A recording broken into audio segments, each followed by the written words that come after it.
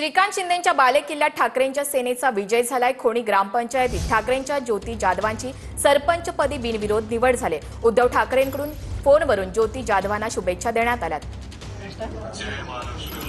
65 वर्षाच्या इतिहासामध्ये कधी खोणी गावामध्ये दलित समाजाचा सरपंच झाला नव्हता, परंतु माननीय खासदार श्रीकांत शिंदे साहेब यांच्या आदेशाने आज एक दलित समाजाला न्याय देण्याचं काम तिथे हनुमान ठोंबरे असतील, जयेश कालोके असतील, मुकुंद ठोंबरे असतील, सुरेश बुवा ठाकरे असतील यांच्या माध्यमातून मतदान करून एक दलित समाजाचा सरपंच इथे बसवला। त्याबद्दल सर्वांचे मी आभार मानतो।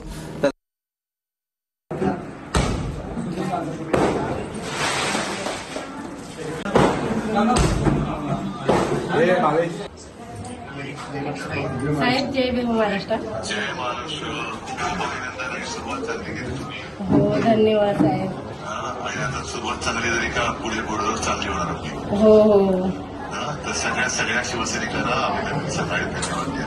हो छान छान, खूप चांगल्या जय